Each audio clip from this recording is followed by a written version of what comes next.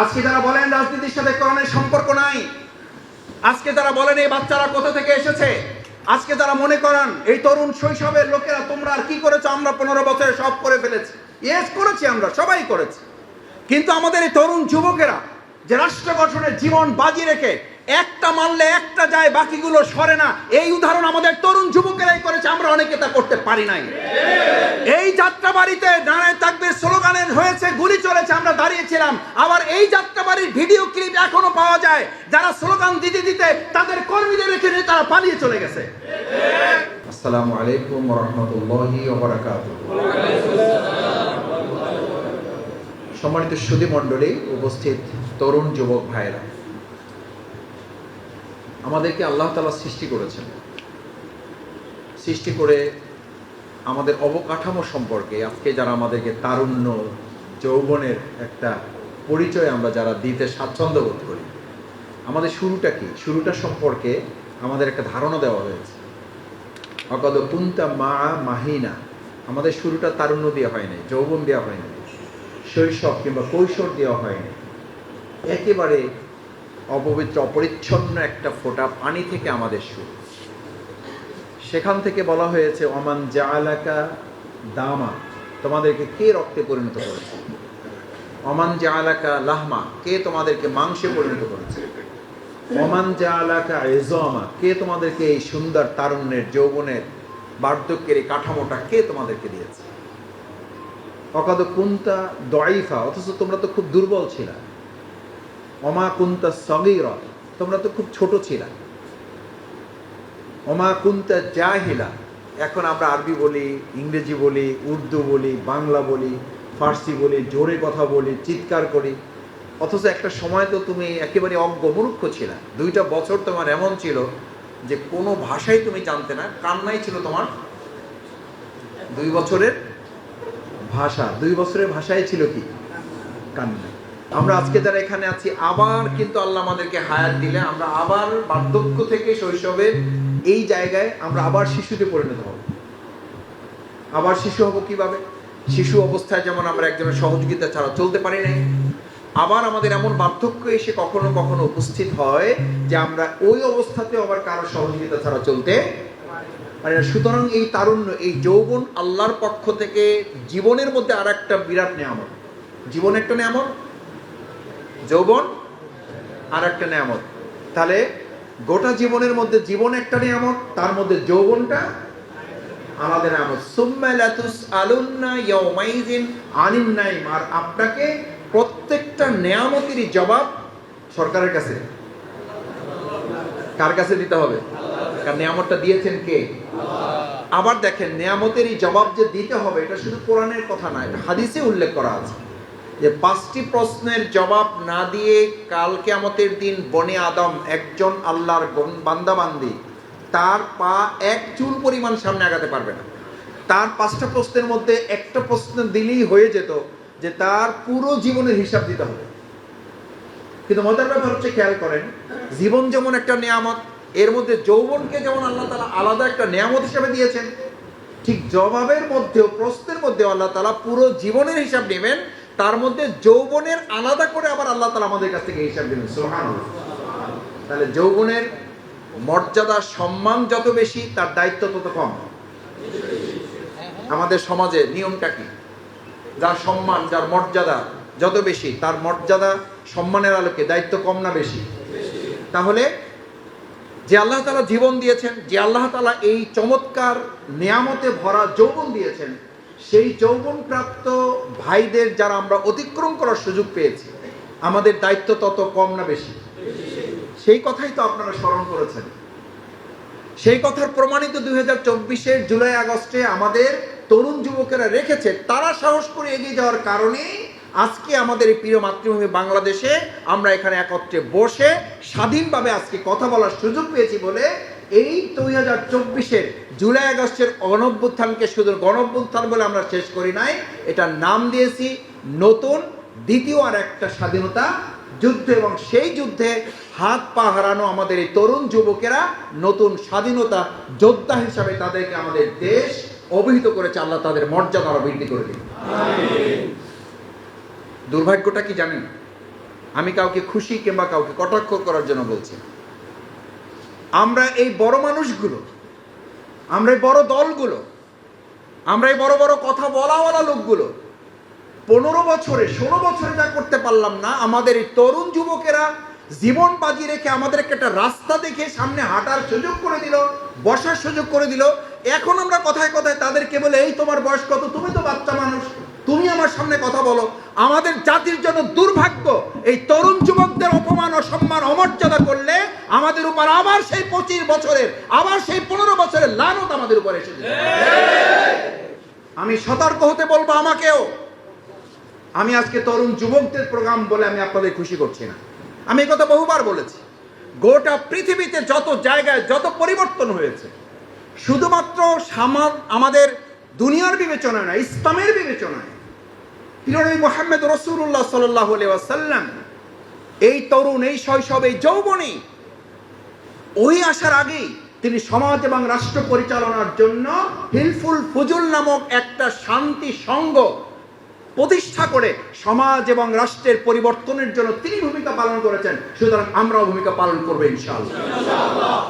শুধু তিনি ভূমিকা পালন করেন নাই, এই তারুণ্য, এই যৌবন, এই শৈশবে হযরত আলী রাদিয়াল্লাহু তাআলা রাসূল করিম সাল্লাল্লাহু আলাইহি ওয়াসাল্লামের কাছে গিয়ে তার হাত চিকন, আজকে যাদেরকে বাচ্চা বলে কটাক্ষ করি আমরা, আজকে যাদেরকে জিজ্ঞেস করি তোমার বয়স কত, তোমরা কারা, কোত্থেকে এসেছো, এই প্রশ্ন যারা করি, আমি মনে করি ইতিহাসকে তারা লাঞ্ছিত করেন, ইতিহাসকে তারা অস্বীকার করেন। 2024-এর জুলাই আগস্টের গণ অভ্যুত্থানের তার সাথে তারা বেঈমানি বিশ্বাসঘাতকতা করেন। এটা করা বন্ধ না করলে ইতিহাসের পুনরাবৃত্তি ঘটতে কিন্তু সময় লাগে না। কেন বলছি? আলী রাদিয়াল্লাহু তাআলা কামজ দুর্গ বিজয়ের জন্য রাসূল করিম সাল্লাল্লাহু আলাইহি ওয়াসাল্লাম সবাইকে যার যা যেভাবে যতটুকু প্রয়োজন ছিল দিয়েছেন। আলী রাদিয়াল্লাহু তাআলা বয়সে ছোট, তার হাতটা একটু চিকন, পাটা একটু চিকন, কিন্তু তিনিও তো রাসূল করিম সাল্লাল্লাহু আলাইহি ওয়াসাল্লামের কাছে এসে বললেন, ইয়া রাসূলুল্লাহ, আমার যা অবস্থান এর আলোকেই ইসলামের জন্য ভূমিকা পালন করার দায়িত্ব আমার উপরও আছে। আমি পালন করতে চাই, যা আছে তাই দিন আমাকে, তাই দিন আমাকে, আমি তাই দিয়ে ভূমিকা পালন করতে চাই। সম্মানিত ভাই এবং বন্ধুগণ, তরুণ যুবক শিক্ষার্থী ভাইয়েরা, আমাদেরকে এটা মাথায় রাখতে হবে। সেই আলী রাদিয়াল্লাহু তাআলা আজকে তারুণ্যের, যৌবনের এই যারা ভূমিকা আমরা 24-এ পালন করেছি, আমাদেরকে এটা প্রথমে মাথায় রাখতে হবে যে ভূমিকা পালন করার শক্তি, সাহস, হিম্মত, বলিষ্ঠতা কোথা থেকে, কে কিভাবে আমাকে দিয়েছে, আমি কিভাবে পেরেছি এটা। আমাকে এটা যদি মাথায় না রাখি, তাহলে আজকে যারা আমাকে বাচ্চা, আজকে যারা আমাকে ছোট ছেলে, আজকে যারা কোত্থেকে এসেছি, তুমি কে, এই পরিচয় যারা জানতে চায়, আমার প্রতিও আমি যেন অবিচার করে না ফেলি যে আমার এই শক্তি, সাহস, হিম্মত, বলিষ্ঠতাটা কোথায় পেয়েছি, তার উৎস সম্পর্কে আমাকে জানতে হবে। এটা আমাকে কে দিয়েছেন? আল্লাহ। কে দিয়েছেন? আল্লাহ। আলী রাদিয়াল্লাহু তাআলা যুদ্ধে গিয়েছেন, কামজ দুর্গ বিজয় হয়েছে, শত্রু বাহিনীকে পরাজিত করা হয়েছে। যেমন 2024-এর জুলাই আগস্টে আমাদের তরুণেরা, যুবকেরা উই ওয়ান্ট জাস্টিস, নারায়ে তাকবীর, আল্লাহু আকবার স্লোগান দিয়ে আমাদের সেই পরাজিত শক্তিকে পরাজিত করেছে। সেই শক্তি আমাদের উৎস, আধার। আল্লাহ সুবহানাহু তাআলা আমাদেরকে স্মরণে রাখতে হবে যে আলী রাদিয়াল্লাহু তাআলা যখন যুদ্ধ বিজয় করে এসেছেন, রাসূল করিম সাল্লাল্লাহু আলাইহি ওয়াসাল্লামকে বলেন, ইয়া রাসূলুল্লাহ, আমাদেরকে আল্লাহ তাআলা এই যুদ্ধে বিজয় দিয়েছেন, আমরা লড়াই করেছি, শত্রুপক্ষকে আমরা আঘাতের পর আঘাত এনেছি। বলেন, তোমার কাছে তো কিছুই ছিল না। বলছি, ইয়া রাসূলুল্লাহ, যা সামান্য কিছু ছিল, একটা খাজুরের ডগা ছিল, ওটা দিয়ে আমি আঘাত এনেছি, ওটা দিয়ে শত্রুপক্ষকে আমি ঘায়েল করার চেষ্টা করেছি। আমি সাহস এবং হিম্মতে আল্লাহর উপরে ভরসা করে কামুজ দুর্গের ভিতরে গিয়ে ঢুকেছি। দুর্গের ভিতরে ঢুকে সেখানে শত্রুপক্ষ মুক্ত করে ওই দুর্গ থেকে আমি একটা কপাট ছিঁড়ে নিয়ে এসে ওই কপাটটা হাতে নিয়ে পরবর্তীতে আমি আবার প্রতিপক্ষকে আমি লড়াই করার চেষ্টা করে তাদেরকে পরাজিত করতে চেষ্টা করেছি। রাসূল করিম সাল্লাল্লাহু আলাইহি ওয়াসাল্লাম কামুজ দুর্গের কপাট ছিঁড়ে সেটা দিয়ে লড়াই করাটাকে কিছুটা বিস্ময়কর মনে করলেন। তিনি অবিশ্বাস করেন নাই, কিন্তু এটা জাতির কাছে, ইতিহাসের কাছে স্মরণে রাখার জন্য, প্রমাণে রাখার জন্য, কেউ যাতে মনে না করে যে মানুষ তার শক্তির বলেই সমস্ত উত্থান পতন করে, মানুষের সমস্ত উত্থান পতনের মালিক কে?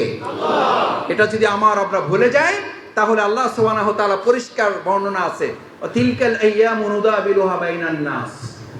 তোমাদের মধ্যে ভালো মন্দ, তোমাদের মধ্যে উত্থান পতন, তোমাদের মধ্যে জোয়ার ভাটা, তোমাদের মধ্যে ন্যায় অন্যায়, তোমাদের মধ্যে রাত দিনের, তোমাদের মধ্যে এই জালিম এবং জুলুমের তোমাদের মধ্যে মুজলিম এবং মজলুমের এই যে উত্থান পতন ঘটনার প্রক্রিয়াটা এটা কার হাতে? আল্লাহ সুবহানাহু ওয়া তাআলার হাতে। আলী রাদিয়াল্লাহু তাআলা বললেন, ইয়া রাসূলুল্লাহ, আমি সেই কপাট ছিঁড়ে নিয়ে এসে লড়াই করেছি, এমন ভাবে একজনকে আঘাত করেছি যে দ্বিখণ্ডিত হয়ে আমার সেই জানালাটা মাটির নিচে কি হয়ে গেছে, মাটির নিচে লেগে গেছে। বলছে তাই নাকি? রাসূল করিম সাল্লাল্লাহু আলাইহি ওয়াসাল্লামের প্রশ্নে আলী রাদিয়াল্লাহু কিছুটা বিস্মিত হলেন যে রাসূল সাল্লাল্লাহু আলাইহি ওয়াসাল্লাম কি তাহলে আমাকে বিশ্বাস করেন না? রাসূল করিম সাল্লাল্লাহু আলাইহি ওয়াসাল্লাম মৃদু হেসে দিয়ে বলে দিলেন, আমি তোমাকে বিশ্বাস করি, তোমার তারুণ্য, তোমার যৌবন, তোমার শৈশবের শক্তি নিশ্চয়ই এটা করেছে, কিন্তু তোমাকে আরেকটা জিনিসও মনে রাখতে হবে, সেটার জন্য চলো ওখানে যাই। গিয়েছেন।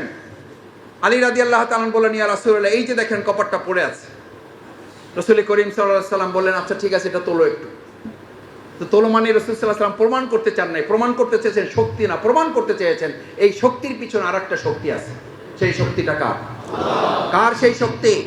এই শক্তির সাথে যদি আমার সম্পর্ক না থাকে, এই শক্তির সাথে যদি এই তরুণের সম্পর্ক না থাকে, এই শক্তির সাথে যদি আজকে এই যুবকদের সম্পর্ক না থাকে, এই শক্তির সাথে যদি আজকে আমাদের রাজনৈতিক দলের সম্পর্ক না থাকে, এই শক্তির সাথে যদি বাংলাদেশের সম্পর্ক না থাকে, বাংলাদেশকে অর্থনীতি, রাজনীতি, সমাজনীতি, সংস্কৃতি কোন দিক থেকে সংস্কার করে আপনি বাংলাদেশকে এগিয়ে নিতে পারবেন না। সুতরাং যারাই বলেন রাজনীতির সাথে কোরআনের, ইসলামের, আল্লাহ প্রদত্ত বিধানের সম্পর্ক নাই, তাদের এই বক্তব্য দিয়ে দেশ এবং জাতির কোনো পরিবর্তন হতে পারে না।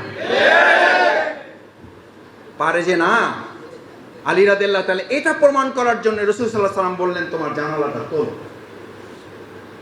আজকে যারা বলেন রাজনীতির সাথে কোরআনের সম্পর্ক নাই, আজকে যারা বলেন এই বাচ্চারা কোথা থেকে এসেছে, আজকে যারা মনে করেন এই তরুণ শৈশবের লোকেরা তোমরা আর কি করেছো, আমরা 15 বছরে সব করে ফেলেছি, ইয়েস করেছি, আমরা সবাই করেছি, কিন্তু আমাদের এই তরুণ যুবকেরা যে রাষ্ট্র গঠনের জীবন বাজি রেখে একটা মানলে একটা যায়, বাকিগুলো সরে না, এই উদাহরণ আমাদের তরুণ যুবকেরাই করেছে, আমরা অনেকে তা করতে পারি নাই। এই যাত্রাবাড়িতে নারায়ে তাকবীর স্লোগানের হয়েছে, গুলি চলেছে, আমরা দাঁড়িয়েছিলাম। আবার এই যাত্রাবাড়ির ভিডিও ক্লিপ এখনো পাওয়া যায়, যারা স্লোগান দিতে দিতে তাদের কর্মীদের রেখে নিয়ে তারা পালিয়ে চলে গেছে। সুতরাং আমরা সবাই কথা বলার ক্ষেত্রে যেন সংযম থাকি, সবাই কথা বলার ক্ষেত্রে যেন পরস্পরের প্রতি শ্রদ্ধাশীল থাকি। আমরা কথা বলার ক্ষেত্রে যেন কারো ভূমিকাকে ছোট করে, খাটো করে তাকে যেন অপমান, লাঞ্ছিত কিংবা তাকে যেন আগামী দিনে ভূমিকা পালন করার ক্ষেত্রে নিরুৎসাহিত না করি।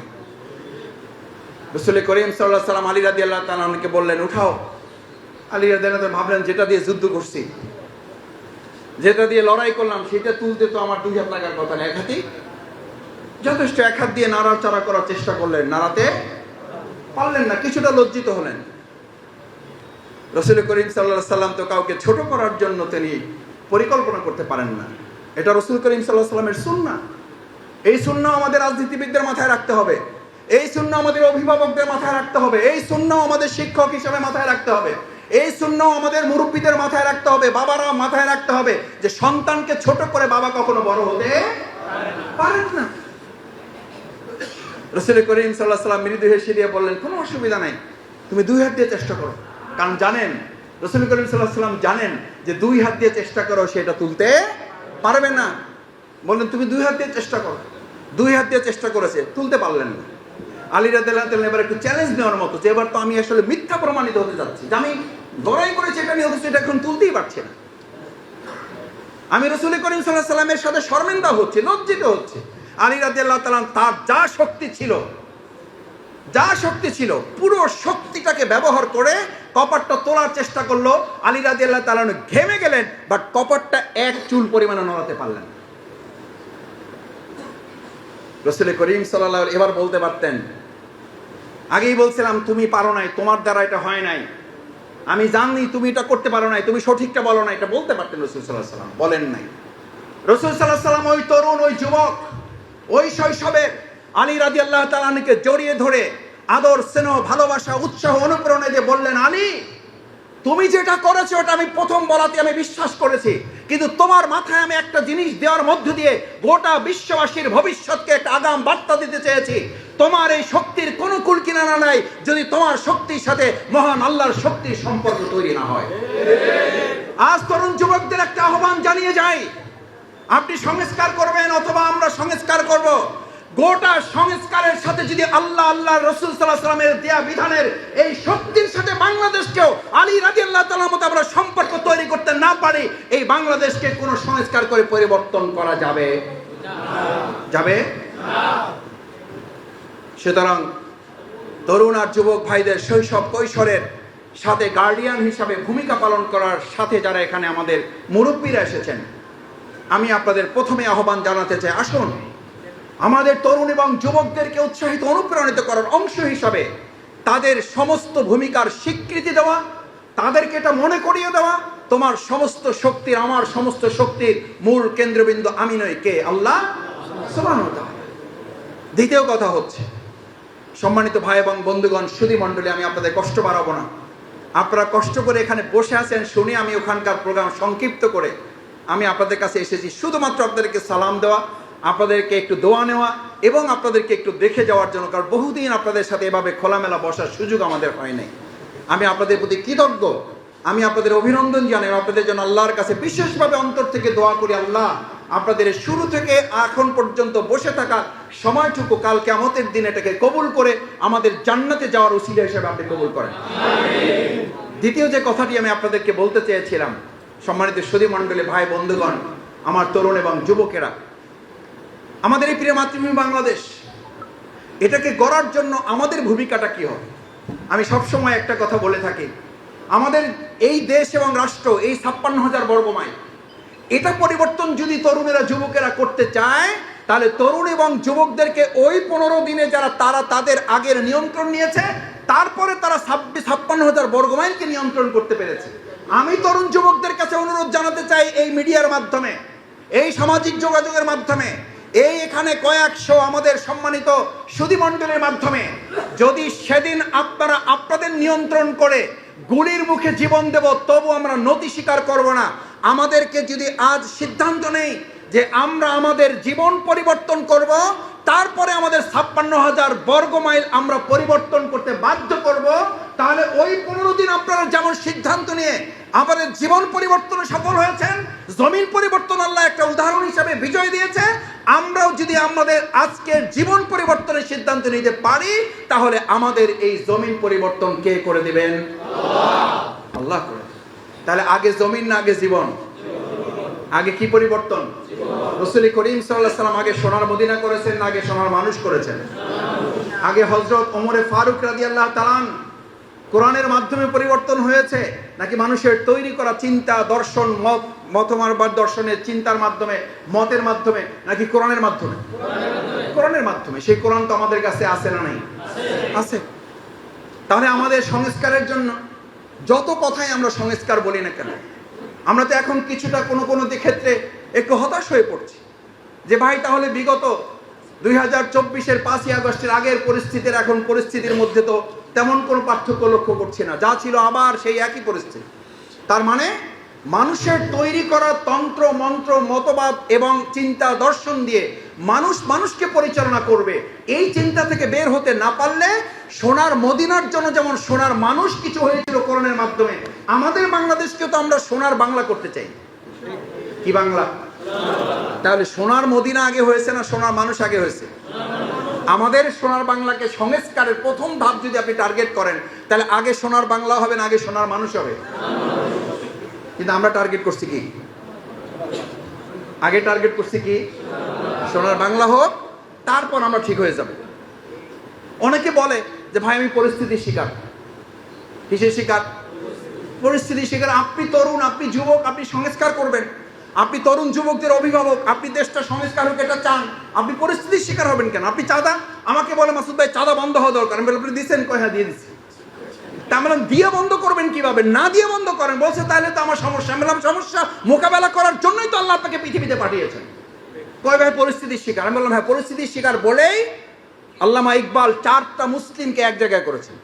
আসো, 4টা মুসলিমকে বুঝাবার জন্য, এই জাতিকে বার্তা দেওয়ার জন্য, এটা সংস্কারের বার্তা। দ্বিতীয় ধাপ, আপনি পরিস্থিতির শিকার হবেন এই জন্য আপনাকে পৃথিবীতে মুসলিম হিসেবে পাঠানো হয় নাই, আল্লাহর খলিফাগিরি প্রতিনিধিত্ব করার জন্য আপনাকে পাঠানো হয় নাই। আপনাকে পাঠানো হয়েছে এই রাষ্ট্র সমাজ এবং এই জমিনকে পরিবর্তনের জন্য, সংস্কারের জন্য। সংস্কারের কথা পরিষ্কার করে বলা আছে, ইন্নী জাইলুন ফিল আরদে খলিফা। খলিফা মানে কি? জামা কাপড় সেলাই করে। কেন আপনারা বলেন না? জামা কাপড় সেলাই করা হলে কি বলেন? খলিফাই তো বলেন। ঠিকই তো আছে। সেই বেচারাদেরকে একটা নতুন কাপড় দেন, এটারে কেটে টুকরা টুকরা করে তারপর একটা কি বানাই দেয়? কি বানাই দেয়? এখন কাটাটাকে যদি আপনি মনে করেন আমার জামাটাকে শেষ করে দিল, আমার কাপড়টাই শেষ করে দিল, এত সুন্দর একটা কাপড় কাইটা টুকরো টুকরো করে ফেলে, মেজাজ যদি আপনার খারাপ হয় তাহলে জামা হবে? জামা হবে না।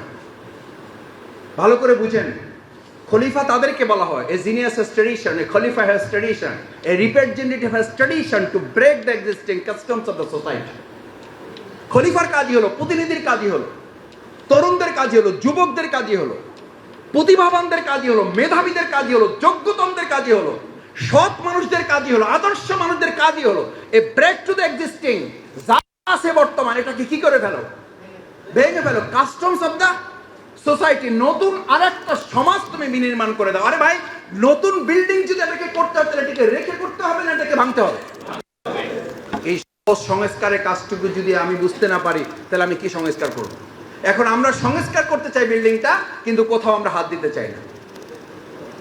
কোথাও হাত নিয়ে আপনি বিল্ডিং করবেন কি করে? খলিফা তো তাকে বলা হয়, প্রতিনিধি তো তাকে বলা হয়। আপনি যৌবন তারুণ্যের শক্তি তো আল্লাহ এই কারণে দিয়েছেন, আপনি পরিস্থিতির কাছে নতি স্বীকার করবেন, এই জন্য তো আপনার নাম নয়। হযরত ইউসুফ আলাইহিস সালাম যৌবনের উত্তাল তরঙ্গমালায় ষড়যন্ত্রের শিকার হয়েছেন না হন নাই? আমি হলে কি করতাম? বন্ধুদের জান বাঁচানো ফরজ। একজনকে আমি উদাহরণ দিলাম, রমজান মাস সামনে আসতেছে না, উদাহরণ দিলাম বুঝার জন্য যে আপনি পরিস্থিতির শিকার হবেন না, তো কি করবেন? তো বলেন মাসুদ কি করতে হবে বলেন? আমি বললাম ধরেন সংস্কারের এটা একটা রূপ বুঝার জন্য যে আপনি রমজান মাস মাত্র 5 মিনিট বাকি আছে ইফতারের। কয় মিনিট? ধরেন আমরা এই রমজানের এখন 5 মিনিট আগে আছি এখানে, আর 5 মিনিট পরে আমাদের ইফতারের সময় হবে। এই মুহূর্তে কিছু সন্ত্রাসী, কিছু কিশোর গ্যাং অথবা প্রশাসনের কতিপয় দুষ্কৃতিকারীরা বন্দুক টন্দুক নিয়ে আমাদেরকে ঘিরে ফেলে সামনে এসে বুকে বন্দুক তাক করে বলল যে 5 মিনিট আছে না 7 মিনিট আছে এটা জানার দরকার নাই, হয় গুলি খাবেন না হলে ইফতার খাবেন।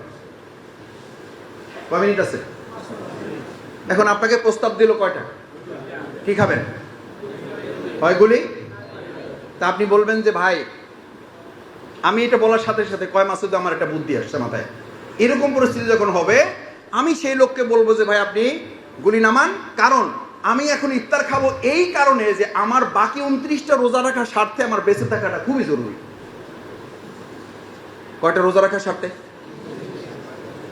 29টা রোজা রাখার স্বার্থে তার বেঁচে থাকাটা খুবই জরুরি, এই কারণে সে এখন রোজা কি করবে? জায়েজ আছে না? এটা আসতে কইলেন কেন? তার মানে ভাঙার পক্ষে আপনারা? কেন? যুক্তিটা তো খারাপ না। এই যে আমার শ্রদ্ধা আব্দুল জব্বার ভাই আছে, মাওলানা জাকির ভাই আছে, আর ওলামায়ে কেরামগণ আছে, বেঁচে থাকার স্বার্থে ওই 29টা রোজার স্বার্থে আপনি যুক্তি দিলেন যে ভাই আমি 29টা রোজার স্বার্থে আমার বেঁচে থাকা জরুরি, আপনি বন্দুক নামান, কারণ এখনই এক রোজা রাখতে গিয়া আমি কয়টা রোজা হারাবো। সুতরাং আমি কি করতে চাই? বাঁচতে চাই এবং রোজা গুলি খাইতে চাই না কি খাইতে চাই? এটা জায়েজ আছে তো? নাই। এইটার জন্য কি কামেল পাস করা লাগবে? ফাজেল পাস, আলেম, খতিব হওয়া লাগবে না, কিছুই হওয়া লাগবে না। আপনি জানেন যে জীবন মৃত্যুর ফায়সালা বন্দুকের কাছে না, কার কাছে? আল্লাহর কাছে। সুতরাং আপনি কি বলবেন? আপনি এরকম গুলি কেন? আপনি সব করতে পারেন, আপনি কিছুই করতে পারবেন না। যে আল্লাহ তাআলা অনুমোদন না দিলে আপনি গুলি করতে পারবেন না, ওই আল্লাহ তাআলা অনুমোদন না দিলে আপনি মুখের মধ্যে খাবার পানি নিতে পারবো বাট আমি খেতে পারবো না, তার আগে আমার রূহটা আল্লাহ তাআলা তুলে নিয়ে যাবেন। আপনি তো 29 রোজা পরে, এই যে এখন একটা ভিডিও ভাইরাল হয়েছে ভারতে না কোথায়, নাচতে নাচতে এক কিশোরী স্টেজে মৃত্যুর করে ঢলে পড়েছে। আর কি উদাহরণ পাবেন? আর জীবনের জন্য কি সচেতনতা দরকার? আমি দেখে ভিডিওটা মানে এতটা বিস্মিত হয়েছি যে সুবহানাল্লাহু আকবার। আল্লাহ তাআলা মানুষকে আর আমাদেরকে কি দেখাবেন? এর আগে তো বহু ভিডিও এরকম দেখেছি আমরা, কিন্তু এটা তো একদম এখন আমাদের সামনে ঘটা এগুলো। আমি যে প্রসঙ্গে গিয়ে শেষ করতে চাওয়ার জন্য যে উদাহরণটা পেশ করতেছিলাম, তাহলে আমরা ওই সময় কি বলবো? গুলি খাবো না ইফতার খাবো? আসলে গুলি খাওয়ার সিদ্ধান্ত নিলে আল্লাহ তাআলা আপনার জন্য যা ফয়সালা রেখেছেন সেটাই হবে। হয়তো গুলিও খেতে হবে না, আপনি ইফতার যথাসময় করতে পারবেন, আল্লাহ নসিবে রাখলে 29টা রোজাও আপনি। সেই একই লোক যদি আপনার কাছে, ভাইয়েরা, কোনো আলোচনা কোনো ব্যক্তি দলের দিকে নিয়ে না, আমি জামাত ইসলামের ব্যানারে আলোচনা করি বা জামাতের আলোচনা করি না। আমি একটা কথাও জামাতের বলছি না, আমি যা বলছি কোরআন হাদিস থেকে যদি না বলি আপনারা কোনো কথা কানে নেবেন না। আল্লাহ মেহরবানি করে এই ভাইদের কান থেকে সেই কথাগুলো আপনি বের করে দেন। যা আমি কোরআন হাদিসের বাইরে বলবো, আপনি আল্লাহ আমার এই ভাইদের ব্রেন থেকে আপনি এই কথাগুলো বের করে দেন। তাহলে আপনি অন্যায়ের কাছে এখানে মাথা নত করলেন না। ইফতার করে আপনি দোকানে গেলেন, একজন লোক এসে বলল চাঁদা দেন, নাহলে দোকান বন্ধ করেন। বলেন, যেই লোক আল্লাহকে ভয় করে আপনি আল্লাহর নির্দেশ লঙ্ঘন করলেন, নাহলে চাঁদা দেওয়া হালাল না হারাম? তা আপনি হারাম কাজটা করলেন কেন? কি বললেন আপনি? কিসের শিকার? কিসের শিকার? তো পরিস্থিতি শিকারী যদি হবেন তাহলে আপনি আল্লাহর প্রতিনিধিত্ব করার দায়িত্ব নিলেন কেন? তাহলে আপনি এই সমাজ সংস্কার, রাষ্ট্র সংস্কারের কথা আমি বলি কেন? আল্লামা ইকবাল সেই জন্য 4 জন মুসলিমকে এক কাতারে দাঁড় করাইছে, বলছে যে দিস ইজ রিভার। এই যে একটা নদী দেখো, নদীর পাশে দাঁড় করিয়ে বলছে this is river, what is the responsibility? What, তোমার দায়িত্ব কি বলো? তো প্রথমটা বলছে যে হুজুর কিছু মনে করেন না, আমি সবসময় চলালো, ডু সামথিং। এটা আমাদের যুবক তরুণরা এখান থেকে শেখার আছে।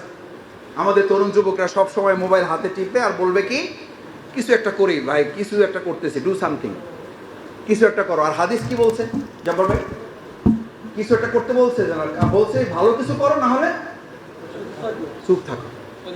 জাকির ভাই, হয় ভালো কিছু করো, না হলে চুপ থাকো। এখন আমাদের স্লোগান কি? ডু সামথিং, কিছু একটা করো, ভালো হোক মন্দ করতে থাকো, মানে আমি কিছু একটা করতেছি, দিস ইজ মাই ডাইনামিজম। এটা আমার আধুনিকতা, ইসলাম এটা বলে নাই। আল্লামা ইকবাল বললো এটা গর্দব, এটা তো অথর্ব, এটা মিনিংলেস, যা গো ব্যাক, তোমার এতে কিছু হবে না। চলতে থাকাই কাজ না, চলার একটা উদ্দেশ্য থাকতে হবে। এটা পাঠাই দিয়েছে। 2 নম্বরটা নিয়ে আসছে। এই 4টাই কিন্তু মুসলিম, ভালো করে বুঝতে হবে, তরুণেরা, যুবকেরা, অভিভাবকেরা। সেকেন্ড মুসলিমটাকে নিয়ে আসছে, দাঁড়াও, this is river, what is responsibility? তোমার কাজ কি বলো? এই নদীকে সামনে রেখে তোমার দায়িত্ব কি? হে মনে করছে আগে যেহেতু চলার কথা বলছে, আমি একটু থামার কথা বলি, তাহলে হয়তো আমি কি হব, আমি হয়তো উত্তীর্ণ হব পরীক্ষায়। তো সে খুব সাহস করে বললো যে হুজুর আমি চলা টলার লোক না, আমি সোজা এই স্রোতের মাঝখানে খামি দিয়ে দাঁড়াই থাকবো। খামি বুঝেন? বরিশালে যারা তারা বুঝবেন, মানে আট্টু দিয়ে বয়ে থাকে আর স্টিল হয়ে মজবুত ভাবে দাঁড়িয়ে থাকে। আমি স্রোতের সাথে কি করবো না, আপোষ করবো না। আমি চলা লোক না, আমি এখানে সোজা দাঁড়িয়ে থাকবো। আল্লামা ইকবাল বললেন এটা তো আরো অথর্ব একটা গর্দব টাইপের লোক। কারণ স্রোতের সাথে দাঁড়িয়ে থাকা মানে হলো কিছুক্ষণ লড়াই করার পর সে দুর্বল হয়ে যাবে এবং স্রোতের সাথে আপোষ করতে বাধ্য হবে। নদীতে, খালে যারা গোসল করেছেন, উল্টা দিকে যাওয়ার জন্য কত সিদ্ধান্ত নিয়ে জীবনে যে ডুব দিয়েছেন, শেষে মাথা উঠে দেখছেন যেখান থেকে ডুব দিয়েছেন তার থেকে 1 হাত আগাইছেন না পিছাইছেন। এটা স্রোতের বৈশিষ্ট্য। আল্লামা ইকবাল বলেন তুমি যাও, তোমার দিয়ে কোনো কাম হবে না, তুমি তো এটা আগেরটা আসছে, তুমি আর এক গ্রেডের করতো। 3 নম্বরটা মনে করছি কি যে বলা যায়, কি বললে আমি বাঁচতে পারবো। 3 নম্বরটা আসছে, হেতে এসে খুব সাহসের সাথে বলছে আমি চলবো না, আমি দাঁড়ায়ও থাকবো না, আমি স্রোতের সাথে উল্টা দিকে চলবো। আল্লামা ইকবাল বললেন যে সর্বনাশ, তো পুরো মাথা খারাপ একটা লোক। মুসলিম এত মাথা খারাপ হইতে পারে? আমাদের মধ্যে এরকম মাথা খারাপ হলো তরুণ যুবক, মাথা খারাপ হওয়া যাবে না, হমিজিক্যাল হওয়া যাবে না। মাথা গরম করে সিদ্ধান্ত নিয়ে সব করে ফেলবো, উল্টাই দেবো, এই চিন্তা করা মানে একটা বোকামির জিন্দেগি। আল্লামা ইকবাল সেই উদাহরণটাও পেশ করলেন, বললেন নো, তুমি এটা করতে পারো না। স্রোতের বিপরীতে চলার সিদ্ধান্ত তোমার জন্য সব সময় কাঙ্ক্ষিত নয়, তুমি এটা পারবে না। বললো যে হুজুর তাহলে মাফ করে দেন, গেলাম, কি আর করবো। চতুর্থটা আসছে, মনে করলো যে কি আর করবো, একটা তো বলতে তো হবে। এই যে খুব বুদ্ধি করে বলছে তা না, মনে করছে চলাও যাচ্ছে না, থাইমেও থাকা যাচ্ছে না, আবার উল্টা দিকে গেলে তাও বোকামি হচ্ছে, তাহলে করবোটা কি? সে একটু সাহস হিম্মতকে দাঁড়াইয়া মজবুতির সাথে বললো যে হুজুর আমি একটা কথা বলি, আমি পারবো না জানি না, আমার উত্তরটা হইতেও পারে নাও হইতে পারে, আপনার পছন্দের জন্য বলছি না, আমার মাথায় আসছে এই জন্য বললাম, আমি চলবো না, দাঁড়াই থাকবো না, স্রোতের উল্টা গতিতে আমি মাথা গরম করে চলে নির্বুদ্ধিতা পরিচয় দেবো না, আমি চেষ্টা করব স্রোতের গতিটাকেই পাল্টে দেওয়ার জন্য। সুবহানাল্লাহ। সংস্কারের দায়িত্ব কর্তব্য যুবকদের, তরুণদের, অভিভাবকদের। আজকে স্রোত যেদিকে চলছে এদিকে চলাটা খুব বুদ্ধিমানের কাজ না। এটার জন্য কোনো শক্তি লাগে না, এটার জন্য কোনো মেধা লাগে না, এটার জন্য যোগ্যতা লাগে না, চরিত্র লাগে না, আদর্শ লাগে না। আর বাংলাদেশের এই বর্তমান চলমান স্রোতের গতিটাকে উল্টে দিয়ে আমরা আল্লাহ আল্লাহ রসুলের সুন্দর একটা গতি বাংলাদেশে নিয়ে আসতে চাই। রাজি আছি ইনশাআল্লাহ? ইনশাআল্লাহ রাজি আছেন? এটার নাম সংস্কার। এটার নাম সংস্কার। সংস্কার করতে গেলে সামনে বহু অন্ধকার দেখা যায়। ইউসুফ আলাইহিস সালাম এরকম অন্ধকার দেখেছিলেন। কয়টা দরজা বন্ধ ছিল? কয়টা বন্ধ ছিল? 7টা দরজা বন্ধ। এটা জানার পরেও তিনি মনে করেছিলেন সংস্কারে, পরিবর্তনে, আত্মসমর্পণ না করে পরিস্থিতির শিকার হওয়া এই কথা মুসলিমের নয়, এই কথা আল্লাহর বান্দার নয়, এই কথা তরুণের নয়, যুবকের নয়, শৈশবে কৈশোরে উত্তীর্ণ লোকদের এই কথা হতে পারে না। আমি পরিস্থিতির শিকার। তারা বলবে 7টা দরজা বন্ধ, ঠিকই আছে, ওই দরজার পর্যন্ত যাওয়ার যতটুকু জায়গা ওইটুকু সামর্থ্য আল্লাহ আমাকে দিয়েছেন, আমি ওই সামর্থ্যটুকু শেষ করব, তারপরের জায়গাটুকু খুলে দেওয়ার দায়িত্ব কার? আপনি আপনাকে সংস্কার করার দায়িত্ব নিন। 3.5 হাত বড়ি সংস্কারের দায়িত্ব আপনি নিন। আমি আপনাকে কথা দিচ্ছি আল্লাহ আল্লাহ রসুল সাল্লাল্লাহু আলাইহি সাল্লামের বক্তব্য অনুযায়ী আপনি 3.5 হাতে সংস্কারের সিদ্ধান্ত নিন। তরুণেরা, যুবকেরা আজকে এই সিদ্ধান্তটিকে নাকি বাড়ি ফেরো। আমি আস্থার সাথে বলছি আল্লাহ 56,000 বর্গ মাইলকে সংস্কার করে দেবেন। আমাদের দায়িত্ব কতটুকু? আমাদের কতটুকু? এই 3.5 হাজার মালিক আপনি আছেন না নাই? এইটুকুকে সংস্কার করেন না আগে। এইটুকু সংস্কার করা সহজ? এইটুকু সংস্কার করা কঠিন নাকি 56,000 কঠিন? তাহলে 3.5 হাত অপেক্ষা করে তো 56,000-এর চেয়ে সহজ তো নাকি? সহজ। কিন্তু রাসূল করিম সাল্লাল্লাহু আলাইহি ওয়াসাল্লাম 56,000-এর চেয়ে 3.5 হাতকে সংস্কার করাটাকেই কি বলেছেন? সমস্ত যুদ্ধ শেষ করে এসে বলেছেন এবার যুদ্ধটা কার সাথে? এবার যুদ্ধটা কার সাথে? আমার তরুণেরা, আমার যুবকেরা শুধু নয়, প্রত্যেকে এখানে যারা মুরব্বী আমি সহ আমরা আছি, প্রত্যেকে মাথায় নিয়ে যান। রাসূল করিম সাল্লাল্লাহু আলাইহি ওয়াসাল্লাম বদর শেষ করেছেন, উহুদ শেষ করেছেন, খন্দক শেষ করেছেন, আহজাব শেষ করেছেন। এবার সাহাবীদেরকে নির্দেশ দিচ্ছেন এবার বড় যুদ্ধের জন্য প্রস্তুতি গ্রহণ করো। সাহাবা আজমাইন কেরামগণ আমাদের মতো হইলে তো মাথা নিচের দিকে ঝুঁকায় বলতে আবার যুদ্ধ, আহা রে। আর তারা উঠে কিতাবুল মাগাজি যুদ্ধের বর্ণনায় পাওয়া যায়, উঠে তারা পরস্পরে কোলাকুলি করা, ঈদ মোবারক মতো ঈদের আনন্দ তৈরি হয়ে গেল। যে আবার কিসের ঘোষণা? আরে কপাল পোড়া তরুণ যুবকেরা, আজকে ভালো করে শুনে রাখো, যে মুসলিমরা এক সময় যুদ্ধকে তাদের বাসর রাত মনে করত, সেই যুবকেরা গোটা পৃথিবী শাসন করত। আর আজ যারা যুদ্ধের ময়দান ছেড়ে বাসর রাতকে বেছে নিয়েছে, আমাদের নাকে রশি লাগিয়ে পৃথিবী আজ ঘুরিয়ে বেড়াচ্ছে। আমাদের যদি মুক্তি পেতে হয়, আবার বাসর রাত ছেড়ে যুদ্ধের ময়দান কি বাসর রাত করে আমাদের বেছে নিতে হবে। এটা আমার কথা নয়, এটা জঙ্গি কথা নয়, এটা মুসলিমদের বৈশিষ্ট্য, এটা ইমানদারদের তরুণ যুবকদের একটা বৈশিষ্ট্য। 17 জন তরুণ যুবকেরা এই বাংলাকে স্বাধীন মুক্ত করেছে। কতজন? আর আমরা তো এখানে তার চেয়ে অনেক বেশি দরকার হয় না সংস্কারের জন্য, রাষ্ট্র কাঠামো পরিবর্তনের জন্য। কবি নজরুলের সেই জন্য খুব চমৎকার একটা সুন্দর কবিতার লাইন আছে, যুগ জামানা বদলে দিতে চায় না অনেকজন, এক মানুষই আনতে পারে জাতির জাগরণ। আমার তরুণেরা যারা ফুল দিয়েছ, আমার যুবকেরা যারা ফুল দিয়েছেন, আমি আপনাদেরকে আজকে আহ্বান দিয়ে যাচ্ছি। আপনারা ফুল দিয়েছেন, আমি আপনাদেরকে অনুরোধ রেখে যাচ্ছি, যদি এই সমাজ রাষ্ট্র সত্যি পরিবর্তন চাই, অন্তর থেকে যদি আমরা চাই পরিবর্তন হোক, তাহলে স্রোতের সাথে চলবো, দাঁড়িয়ে থাকবো, উল্টা দিকে যাব, নাকি বাংলাদেশের চলমান স্রোতটাকে আমরা পরিবর্তন করবো? ইনশাআল্লাহ। যদি তা পারেন, আমি আপনাদেরকে কথা দিয়ে যাচ্ছি, এই বাংলাদেশ বদলাতে বাধ্য। এই বাংলাদেশ বদলাবে ইনশাআল্লাহ। আমাদের তরুণেরা, যুবকেরা যে বাংলাদেশের জন্য জীবন বাজি রেখেছে। আমি আপনাদের শেষ সেন্টেন্সটা বলে বক্তব্য ইতি টানতে চাই। যেই যাত্রাবাড়ি থেকে সব দিক থেকে যখন আসার আর কোনো আলো ছিল না, আপনাদের প্রত্যেকের মনে আছে, গোটা বাংলাদেশে আর যখন কোনো আশার আলো ছিল না, তখন এই যাত্রাবাড়ির এই অঞ্চলের ভাইয়েরা আপনারা জীবন বাজি রেখে গোটা বিশ্বকে জানিয়ে দিয়েছিলেন গোটা বাংলাদেশ একদিকে, এই যাত্রাবাড়ির রাস্তা বিচ্ছিন্ন করে বাংলাদেশকে আমরা আর একদিকে নিয়ে যাবই ইনশাআল্লাহ। যাত্রাবাড়ির সেই দিন আপনারা যেভাবে জীবন বাজি রেখে বাংলাদেশকে তার আসল গতিপথের দিকে নিয়ে গিয়েছিলেন, আপনাদের রক্তের কসম, আমাদের সেই শহীদদের কসম, আমাদের সেই হাত হারা ভাইয়ের কসম, আমার সেই চোখ হারা ভাইয়ের কসম, আপনাকে তার দিকে তাকিয়ে বাংলাদেশের বর্তমান প্রচলিত স্রোতের গতিটাকেও আমরা পাল্টে দিয়ে বাংলাদেশকে তার আসল পথের দিকে আমরা ধাবিত করব ইনশাআল্লাহ। এই হবে আজকের সংস্কারের মূল স্লোগান। তাহলেই আমরা একটা সুন্দর বাংলাদেশ পাবো ইনশাআল্লাহ। সেই প্রত্যাশা ব্যক্ত করে আমার কথা যদি কেউ সত্যি কষ্ট পেয়ে থাকেন, একেবারে না বুঝি বলেছে, সেটা একেবারে অসচেতনতার কারণে বলেছি, অনিচ্ছাকৃতভাবে শব্দটা ব্যবহার করেছি, আল্লাহর রাস্তে ক্ষমা সুন্দর দৃষ্টিতে দেখবেন। কারণ আমি জানি এখানে শুধু জামাতের লোকের আসেন নাই, আমি জানি এখানে শুধু রাজনৈতিক দলের লোকের আসেন নাই, বিভিন্ন মত এবং পথের মানুষেরা যারা সুন্দর একটা বাংলাদেশ দেখতে চান তারা এসেছেন। সুতরাং কোনো কথায় যদি আঘাত পেয়ে থাকেন, আমি কোনো ব্যক্তি বা দলকে টার্গেট করে কোনো কথা বলার চেষ্টা করি না। আমি কথা বলার চেষ্টা করেছি আমার প্রিয় মাতৃভূমি বাংলাদেশকে টার্গেট করে, আমার দেশের সম্মানিত নাগরিকদের টার্গেট করে, আমার সেই যাত্রাবাড়ি অঞ্চলের মর্যাদাবান মানুষদেরকে টার্গেট করে, যারা সেদিন জীবনের ঝুঁকি নিয়ে বাংলাদেশের গতিটাকে পরিবর্তন করেছেন।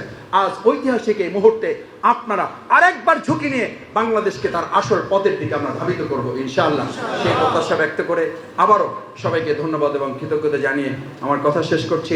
আল্লাহ হাফেজ। বাংলাদেশ জিন্দাবাদ।